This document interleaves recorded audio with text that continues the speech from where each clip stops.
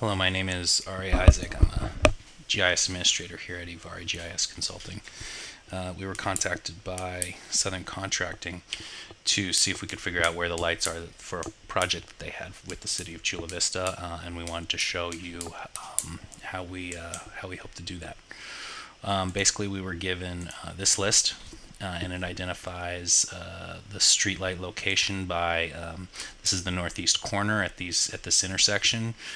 This is Aquatabia Avenue. It's on Aquatabia Avenue, south of Donahoe Street, 530 feet on the west side of the street. So we're going to need to, basically the process that we worked out is to find the intersection, because we can do the vast majority of that programmatically, and then manually move the point down to 530 feet on the west side.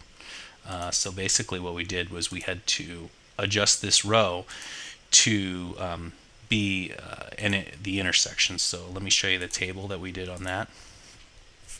So here's the original, and here's the intersection. So David Drive and Wilder, because it was David Drive west of Wilder. So we changed this to the and we got rid of this end stuff. A lot of this was done programmatically.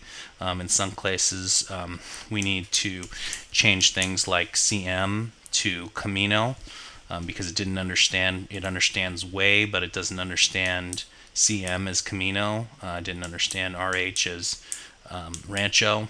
And there are a few other ones like that, but it was a bit tedious to go through and delete these things at the end.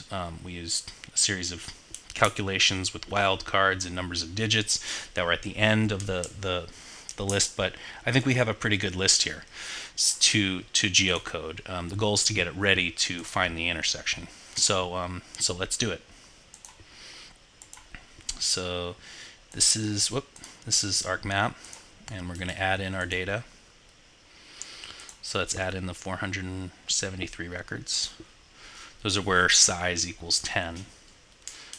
The larger table was more, and we'd be more than happy to do the other ones using the same methodology. But Southern mentioned these. So what you do is you go geocode addresses, and then we're going to use this geocoder.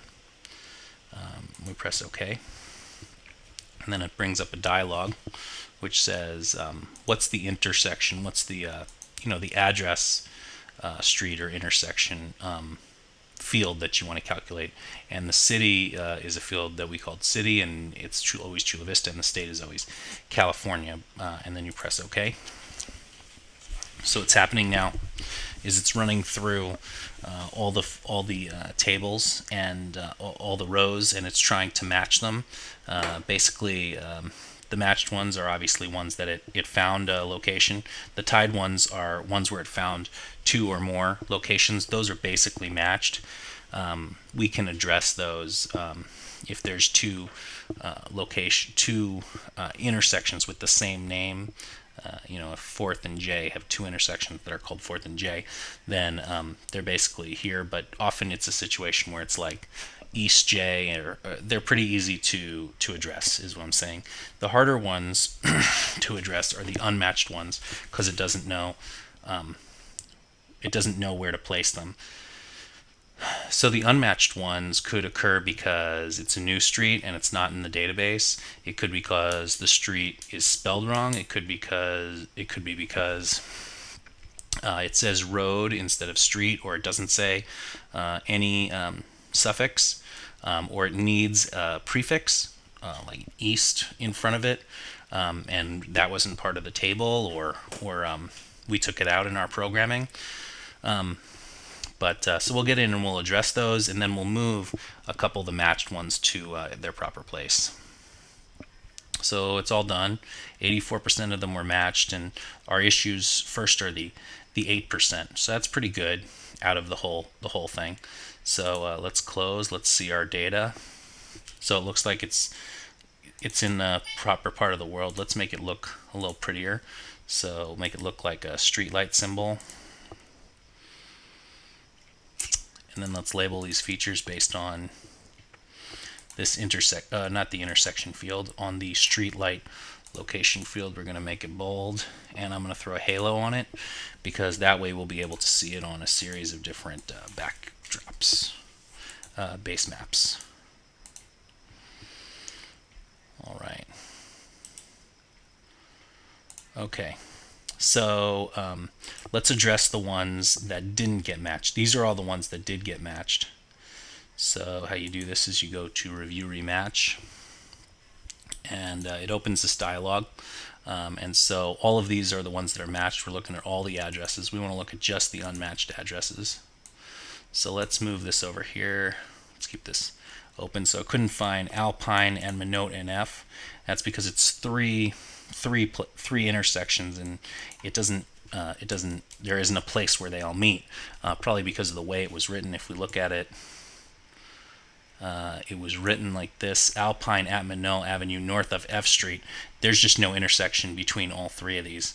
But if we press enter and research, it knows where this corner is, Minot and F, and then we create a match. Now we can go through all these. You can see that these are probably all going to be a similar situation.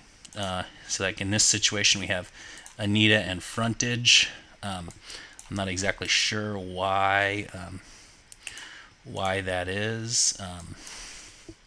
Often it might be because we had left something off, like RD. Okay, so we did. It left off RD and it found a solution. So let's match it. Another example here is Claire Avenue and Via de Laurencia. I don't know what the issue is here.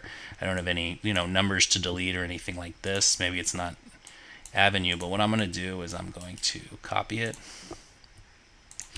I'm going to jump over to Google and I'm going to paste it. Let's search. Oh, did you mean Claire Avenue and Laurencio? It looks like there's a Claire with an E and Via de Laurencio in Chula Vista. Looks like a pretty small street. So let's change this to an O. Press enter. Yep. So there's Laurencio. Match. So basically we need to run through all of these to make sure they all work. Some of them are really easy. Some of them, J and Myra, I think that might be spelled wrong, so we might need to do a search. Some of them are located on freeways. I know this Bob Pletcher, I think that's a fairly new road, so we're going to need to address that. That's the first part of the process. The second part of the process is to address the points. So I picked this example because it's sort of out in the middle of nowhere. Well, not the middle of nowhere, it's right on the bay, but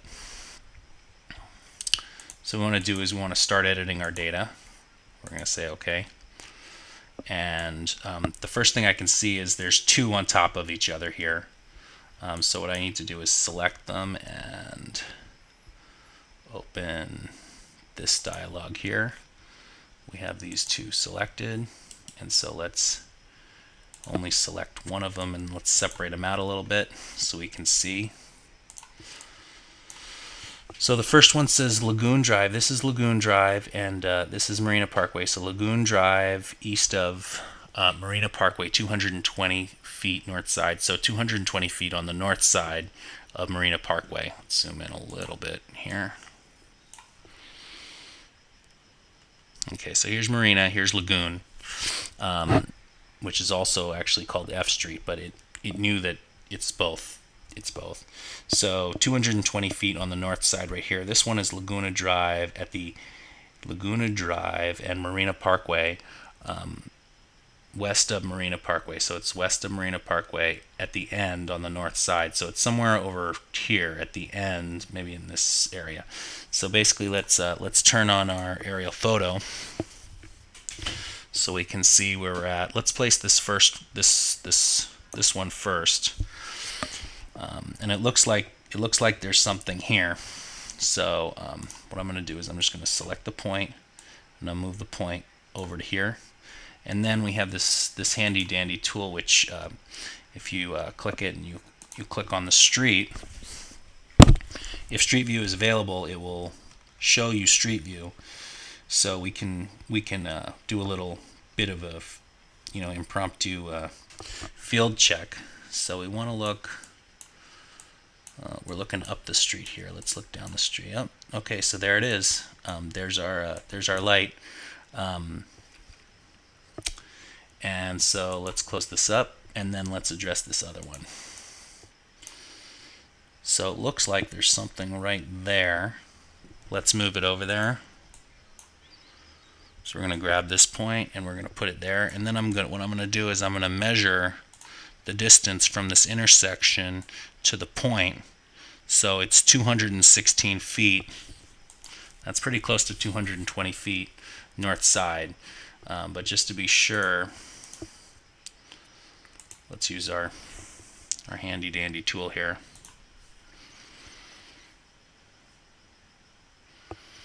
Pass into Google Maps. Let's make sure we're looking north. Yep, and there's our street light that we need to address. So basically that's how it's done. So we need to go through and address the unmatched points so that they match, and then run through the rest of the city. For instance, here's Bay south of F, 475 feet west side, so it looks like it's over here somewhere. So we can move it over there. So basically each point really needs to be touched at least once to get them in the right place. And that's how we'll do it. Anyway, my name again is Ari Isaac. I'm the GIS administrator at Ivari GIS Consulting. My phone number is 858-633-6447. My email is AISAAK at ivarigisconsulting.com. Feel free to contact me if you need any more suggestions about this, or you have any comments. Thank you very much. Bye.